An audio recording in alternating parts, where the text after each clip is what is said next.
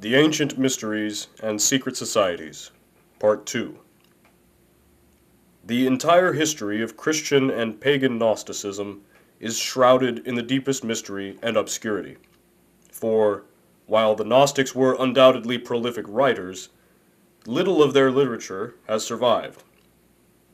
They brought down upon themselves the animosity of the early Christian Church, and when this institution reached its position of world power, it destroyed all available records of the Gnostic cultus.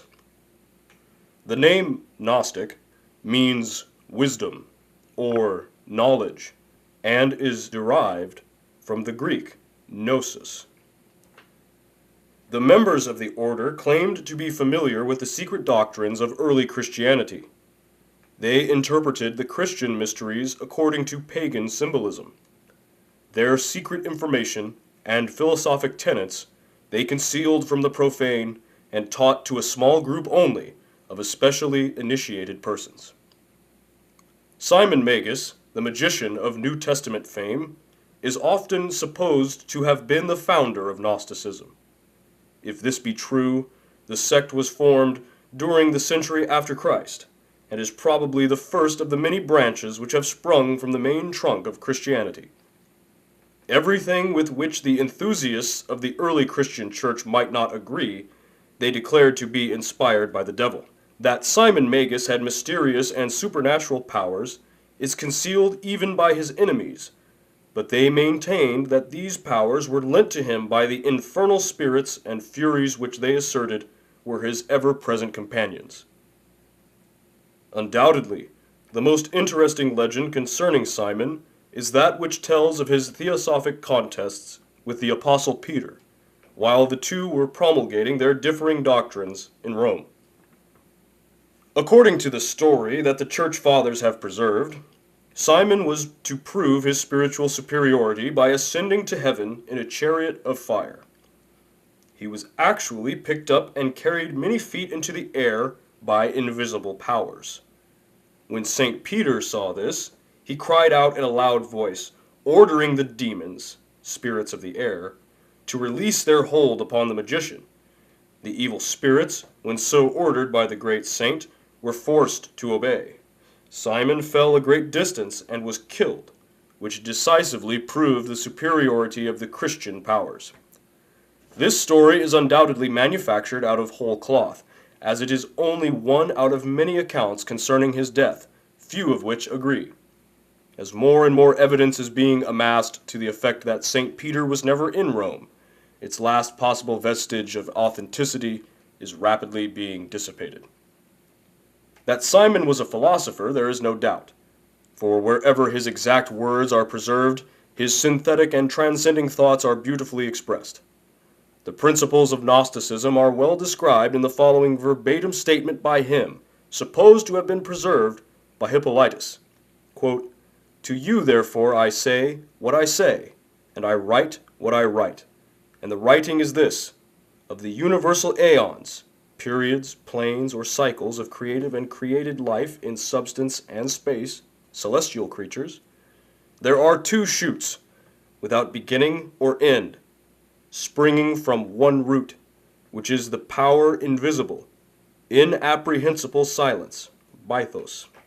Of these shoots, one is manifested from above, which is the great power, the universal mind, ordering all things, male, and the other is manifested from below, the great thought, female, producing all things. Hence, pairing with each other, they unite and manifest in the middle distance, incomprehensible air, without beginning or end.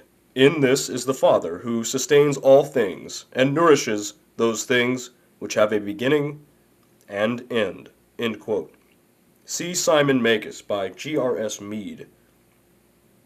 By this we are to understand that manifestation is the result of a positive and a negative principle, one acting upon the other, and it takes place in the middle plane, or point of equilibrium, called the pleroma.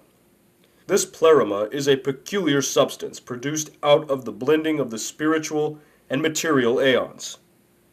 Out of the pleroma was individualized the demiurgus, the immortal mortal, to whom we are responsible for our physical existence and the suffering we must go through in connection with it.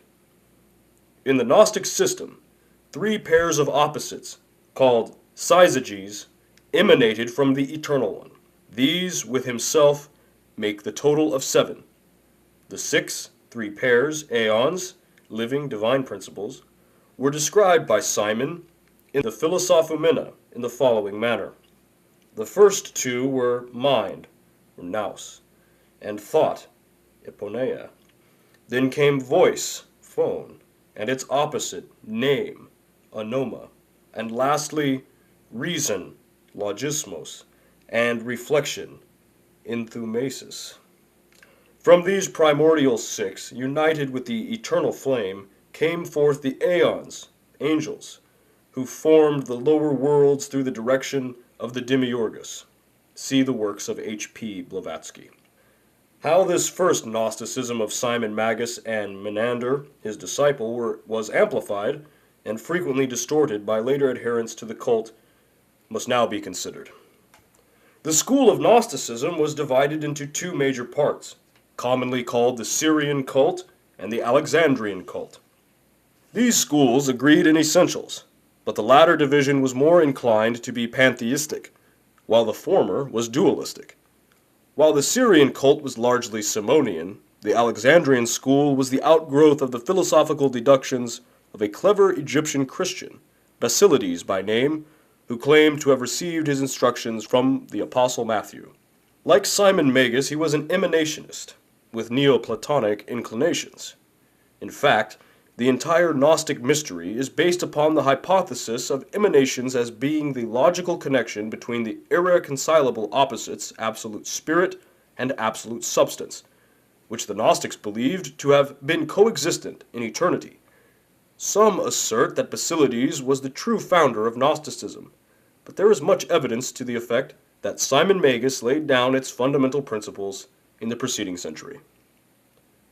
The Alexandrian Basilides inculcated Egyptian Hermeticism, Oriental occultism, Chaldean astrology, and Persian philosophy in his followers, and in his doctrines sought to unite the schools of early Christianity with the ancient pagan mysteries. To him is attributed the formulation of that peculiar concept of the deity, which carries the name of Abraxas. In discussing the original meaning of this word, Godfrey Higgins, in his Celtic Druids, has demonstrated that the numerological powers of the letters forming the word Abraxas, when added together, result in the sum of 365. The same author also notes that the name Mithras, when treated in a similar manner, has the same numerical value. Basilides taught that the powers of the universe were divided into 365 aeons, or spiritual cycles, and that the sum of all these together was the Supreme Father. And to him he gave the Kabbalistical appellation Abraxas, as being symbolical, numerologically, of his divine powers, attributes, and emanations. Abraxas is usually symbolized as a composite creature, with the body of a human being, and the head of a rooster, and with each of his legs ending in a serpent. C.W. King, in his Gnostics and Their Remains, gives the following concise description of the Gnostic philosophy of Basilides, quoting from the writings of the early Christian bishop and martyr St. Irenaeus. Quote, "He asserted that God, the uncreated eternal Father, had first brought forth nous, or mind. This the logos, word, this again phronesis, intelligence, and from phronesis sprung Sophia, wisdom, and dynamis, strength." End quote. In describing Abraxas, C.W. King says, quote, "Bellarmine considers the composite image inscribed with the actual name Abraxas to be a Gnostic pantheos, representing the Supreme Being with the 5 emanations marked out by appropriate symbols. From the human body, the usual form assigned to the deity, spring the 2 supporters, nous and logos, expressed in the serpents, symbols of the inner senses, and the quickening understanding, on which account the Greeks had made the serpent the attribute of Pallas.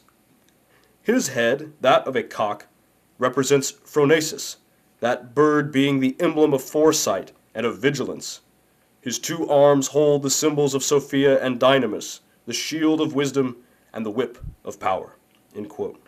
The Gnostics were divided in their opinions concerning the Demiurgus, or creator of the lower worlds. He established the terrestrial universe with the aid of 6 suns, or emanations, possibly the planetary angels, which he formed out of, and yet within, himself. As stated before, the Demiurgus was individualized as the lowest creation out of the substance called pleroma. One group of the Gnostics was of the opinion that the Demiurgus was the cause of all misery and was an evil creature who, by building this lower world, had separated the souls of men from truth by encasing them in mortal vehicles. The other sect viewed the Demiurgus as being divinely inspired and merely fulfilling the dictates of the invisible Lord. Some Gnostics were of the opinion that the Jewish god, Jehovah, was the Demiurgus. This concept, under a slightly different name, apparently influenced medieval Rosicrucianism, which viewed Jehovah as the Lord of the material universe rather than as the supreme deity.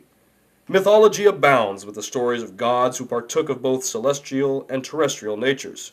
Odin of Scandinavia is a good example of a deity subject to mortality, bowing before the laws of nature, and yet being, in certain senses at least, a supreme deity. The Gnostic viewpoint concerning the Christ is well worthy of consideration. This order claimed to be the only sect to have actual pictures of the divine Syrian. While these were, in all probability, idealistic conceptions of the Savior based upon existing sculpturings and paintings of the pagan sun gods, they were all Christianity had. To the Gnostics, the Christ was the personification of Nous, the divine mind, and emanated from the higher spiritual aeons. He descended into the body of Jesus at the baptism, and left it again before the crucifixion. The Gnostics declared that the Christ was not crucified, as this divine Nous could not suffer death, but that Simon, the Cyrenian, offered his life instead, and that the Nous, by means of its power, caused Simon to resemble Jesus. Irenaeus makes the following statement concerning the cosmic sacrifice of the Christ. Quote, "When the uncreated, unnamed Father saw the corruption of mankind, he sent his firstborn, Nous, into the world, in the form of Christ, for the redemption of all who believe in him, out of the power of those that have fabricated the world, the Demiurgus, and his 6 sons, the planetary genii. He appeared amongst men as the man Jesus, and wrought miracles." End quote. See King's Gnostics and Their Remains. The Gnostics divided humanity into 3 parts. Those who, as savages, worshipped only the visible nature. Those who, like the Jews, worshipped the Demiurgus. And lastly, themselves, or others of a similar cult, including certain sects of Christians who worshipped Nous, Christ, and the true spiritual light of the higher aeons. After the death of Basilides, Valentinus became the leading inspiration of the Gnostic movement. He still further complicated the systems of Gnostic philosophy by adding infinitely to the details. He increased the number of emanations from the Great One, the Abyss, to 15 pairs, and also laid much emphasis on the Virgin Sophia, or wisdom. In the books of the Savior, parts of which are commonly known as the Pistis Sophia, may be found much material concerning this strange doctrine of aeons and their strange inhabitants. James Freeman Clarke, in speaking of the doctrines of the Gnostics, says, quote, "These doctrines, strange as they seem to us, had a wide influence in the Christian church." End quote. Many of the theories of the ancient Gnostics, especially those concerning scientific subjects, have been substantiated by modern research. Several sects branched off from the main stem of Gnosticism, such as the Valentinians, the Ophites, or serpent worshippers, and the Adamites. After the 3rd century, their power waned, and the Gnostics practically vanished from the philosophic world. An effort was made during the Middle Ages to resurrect the principles of Gnosticism, but owing to the destruction of their records, the material necessary was not available. Even today, there are evidences of Gnostic philosophy in the modern world. but they bear other names, and their true origin is not suspected. Many of the Gnostic concepts have actually been incorporated into the dogmas of the Christian Church, and our newer interpretations of Christianity are often along the lines of Gnostic emanationism. The Mysteries of Assar-Hapi. The identity of the Greco-Egyptian Serapis, known to the Greeks as Serapis and the Egyptians as Assar-Hapi, is shrouded by an impenetrable veil of mystery.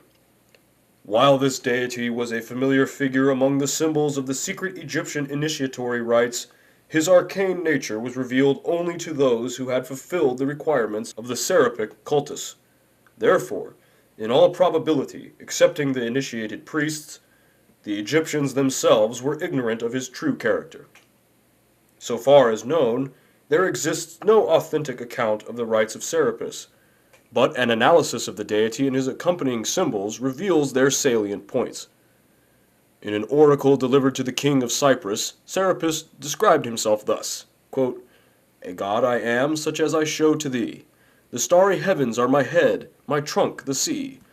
Earth forms my feet, mine ears the air supplies. The sun's far darting brilliant rays, mine eyes." End quote.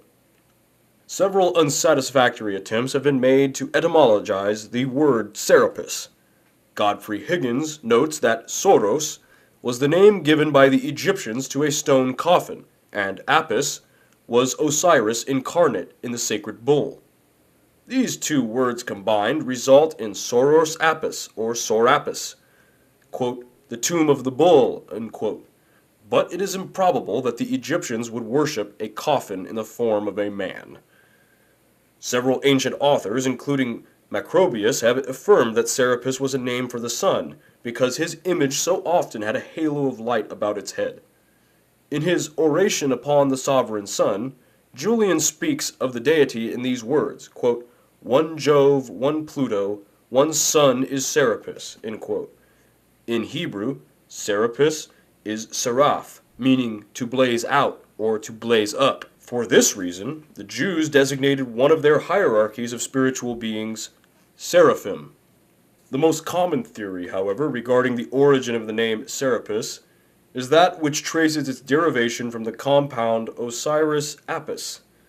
At one time, the Egyptians believed that the dead were absorbed into the nature of Osiris, the god of the dead. While marked similarity exists between Osiris Apis and Serapis, the theory advanced by Egyptologists that Serapis is merely a name given to the dead Apis or sacred bull of Egypt is untenable in view of the transcendent wisdom possessed by the Egyptian priestcraft, who, in all probability, used the god to symbolize the soul of the world, anima mundi. The material body of nature was called Apis. The soul which escaped from the body at death but was enmeshed with the form during physical life was designated Serapis. C.W. King believes Serapis to be a deity of Brahmanic extraction, his name being the Grecianized form of Sarada or Shripa, two titles ascribed to Yama, the Hindu god of death. This appears reasonable, especially since there is a legend to the effect that Serapis, in the form of a bull, was driven by Bacchus from India to Egypt. The priority of the Hindu mysteries would further substantiate such a theory. Among other meanings suggested for the word Serapis are the sacred bull, the sun in Taurus, the soul of Osiris, the sacred serpent, and the retiring of the bull. The last appellation has reference to the ceremony of drowning the sacred Apis in the waters of the Nile every 25 years. There is considerable evidence that the famous statue of Serapis in the Serapeum at Alexandria was originally worshipped under another name at Sinope, from which it was brought to Alexandria. There is also a legend which tells that Serapis was a very early king of the Egyptians, to whom they owed the foundation of their philosophical and scientific power. After his death, this king was elevated to the estate of a god. Philolarchus declares that the word Serapis means the power that disposed the universe into its present beautiful order." End quote. In his Isis and Osiris, Plutarch gives the following account of the origin of the magnificent statue of Serapis, which stood in the Serapeum at Alexandria. While he was pharaoh of Egypt, Ptolemy Soter had a strange dream in which he beheld a tremendous statue, which came to life and ordered the pharaoh to bring it to Alexandria with all possible speed.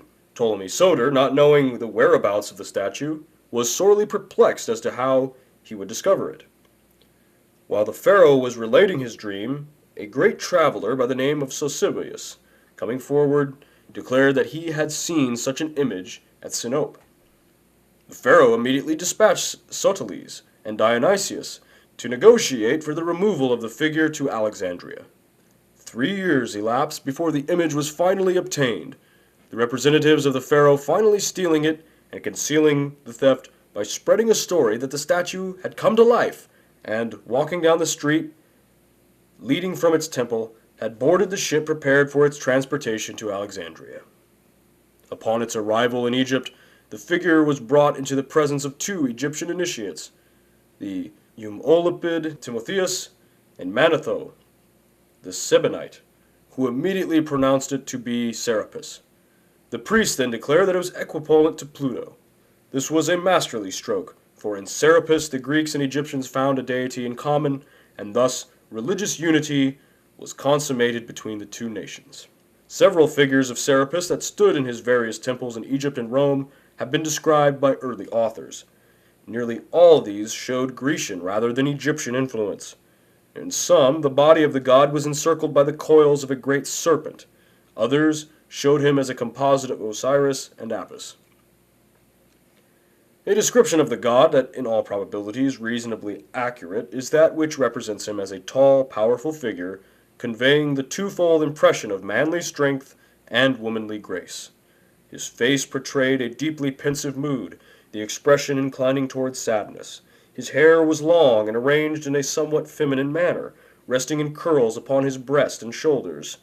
The face, save for its heavy beard, was also decidedly feminine. The figure of Serapis was usually robed from head to foot in heavy draperies, believed by initiates to conceal the fact that his body was androgynous. Various substances were used in making the statues of Serapis.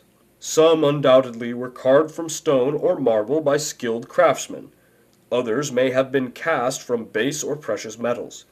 One colossus of Serapis was composed of plates of various metals fitted together.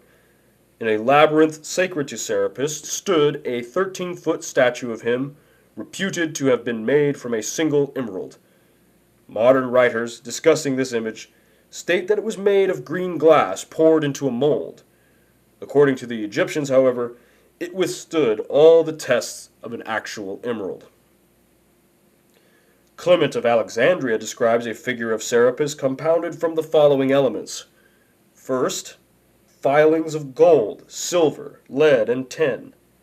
Second, all manner of Egyptian stones, including sapphires, hematites, emeralds, and topazes.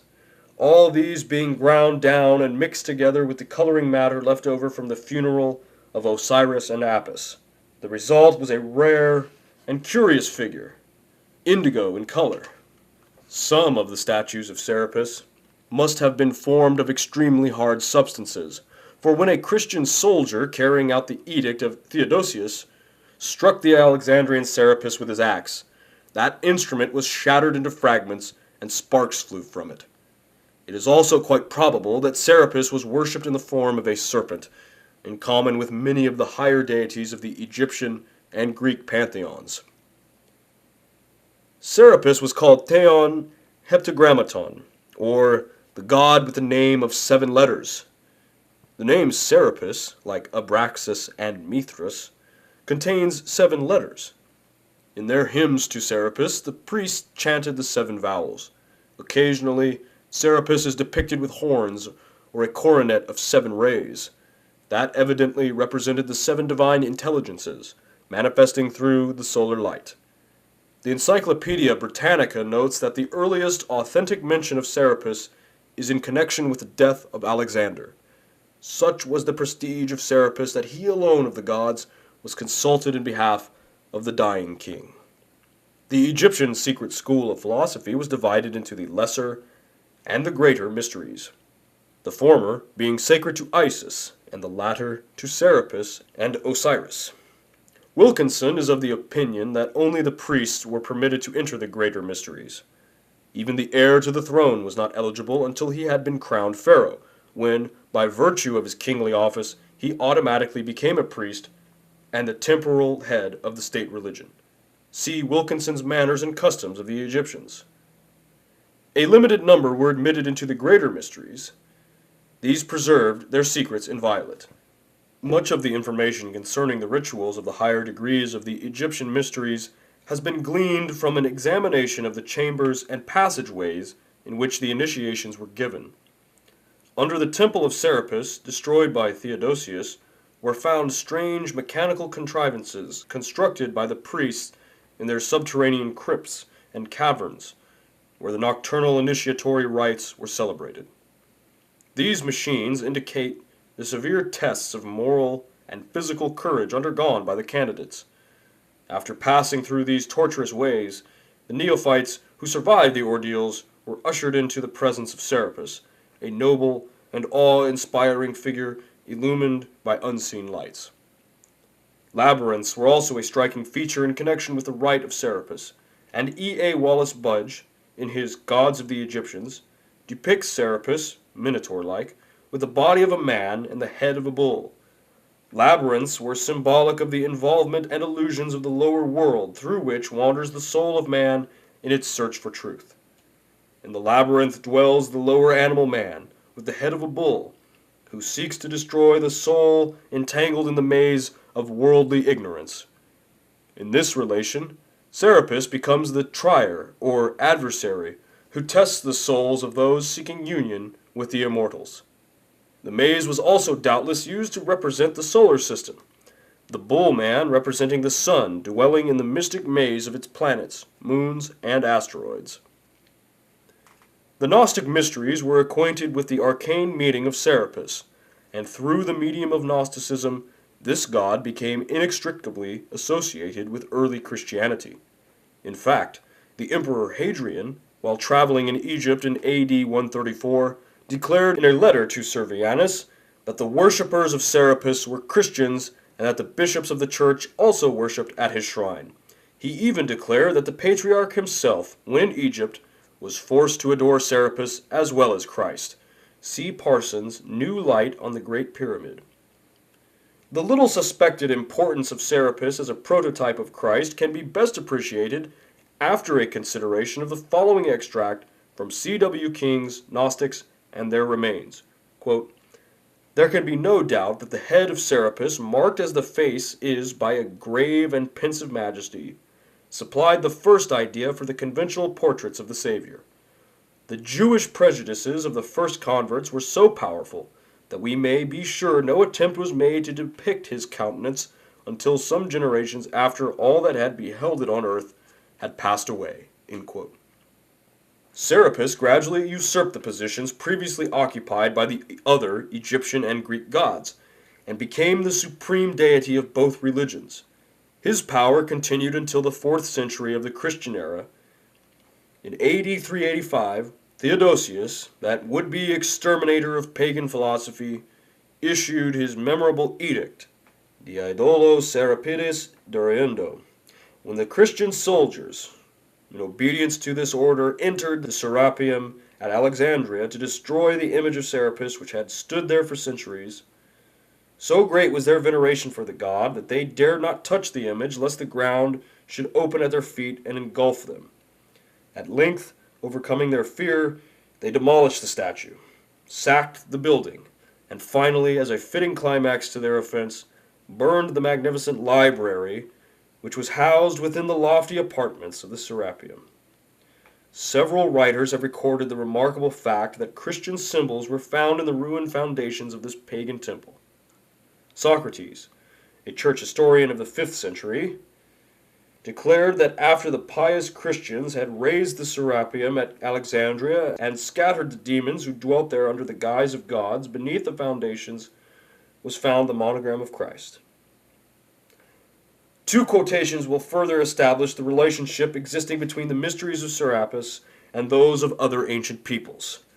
The first is from Richard Payne Knight's Symbolical Language of Ancient Art and Mythology. Quote, Hincevaro, in De Lingua Latina, says that colum and terra, that is, universal mind and productive body, were the great gods of the Samothracian mysteries, and the same as the Serapis and Isis of the later Egyptians, the Tatos and Astarte of the Phoenicians, and the Saturn and Ops of the Latins. End quote.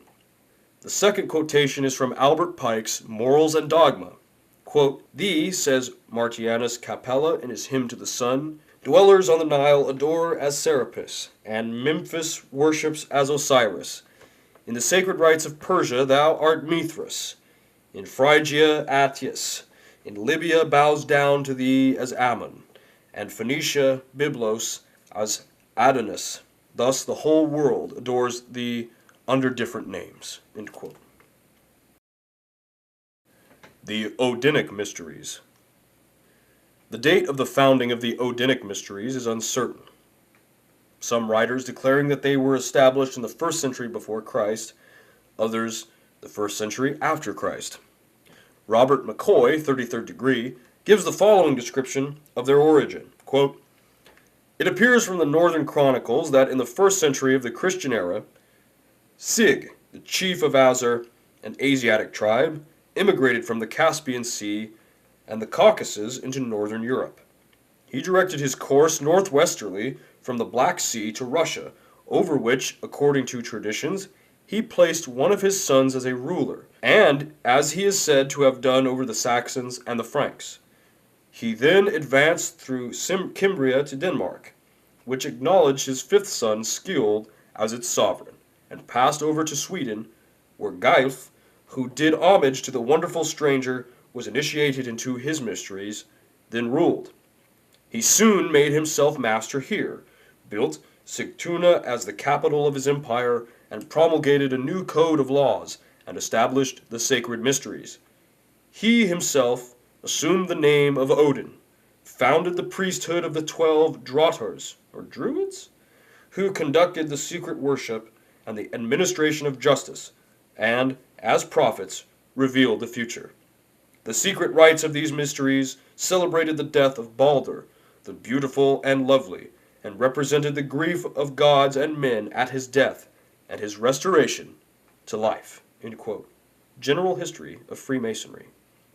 After his death, the historical Odin was apotheosized, his identity being merged into that of the mythological Odin, god of wisdom, whose cult he had promulgated. Odinism, then, supplanted the worship of Thor, the Thunderer, the supreme deity of the ancient Scandinavian pantheon. The mound where, according to legend, King Odin was buried is still to be seen near the site of his great temple at Uppsala. The 12 Drottars, who presided over the Odinic mysteries, evidently personified the 12 holy and ineffable names of Odin. The rituals of the Odinic mysteries were very similar to those of the Greeks, Persians, and Brahmins, after which they were patterned. The Drottars, who symbolized the signs of the zodiac, were the custodians of the arts and sciences, which they revealed to those who passed successfully the ordeals of initiation. Like many other pagan cults, the Odinic mysteries, as an institution, were destroyed by Christianity, but the underlying cause of their fall was the corruption of the priesthood. Mythology is nearly always the ritual and the symbolism of a mystery school. Briefly stated, the sacred drama which formed the basis of the Odinic mysteries was as follows. The supreme invisible creator of all things was called All-Father. His regent in nature was Odin, the one-eyed god. Like Quetzalcoatl, Odin was elevated to the dignity of the supreme deity. According to the Drottars, the universe was fashioned from the body of Ymir, the hoarfrost giant. Ymir was formed from the clouds of mist that roam from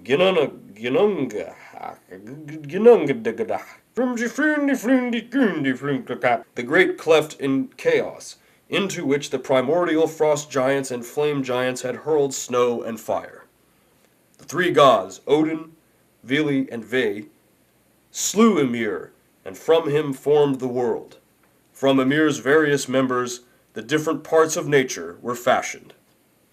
After Odin had established order, he caused a wonderful palace, called Asgard, to be built on the top of a mountain, and here the 12 Aesir gods dwelt together far above the limitations of mortal men.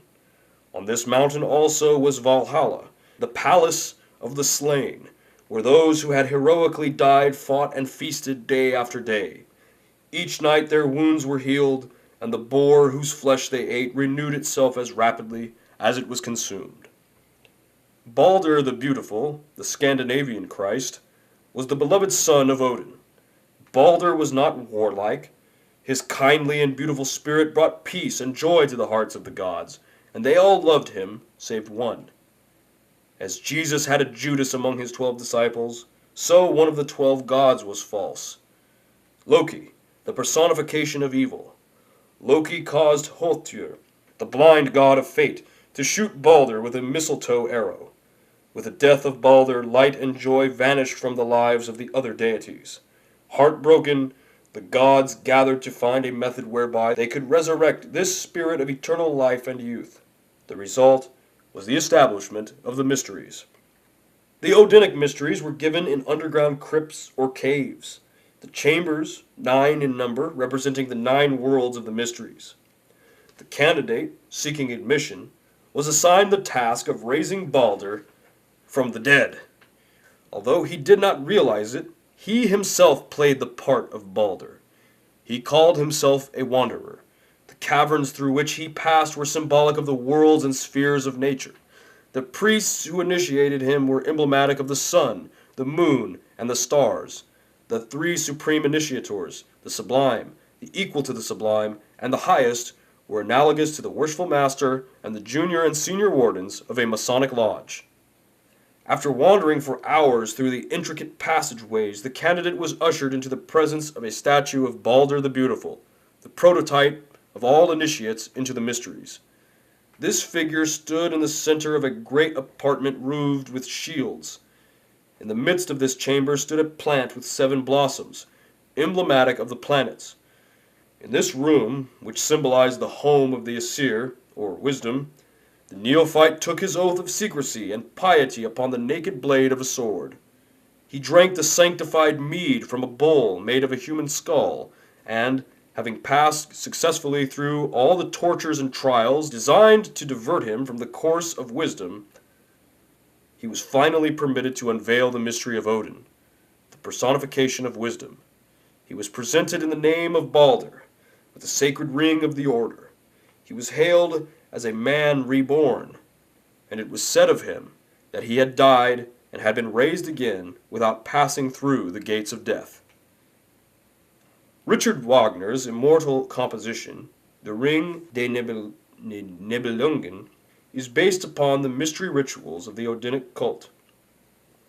While the great composer took many liberties with the original story, the Ring operas, declared to be the grandest tetralogy of music dramas the world possesses, have caught and preserved in a remarkable manner the majesty and power of the original sagas. Beginning with Das Rheingold, the action proceeds through Die Valkyrie and Siegfried to an awe-inspiring climax in Götterdämmerung, the twilight of the gods.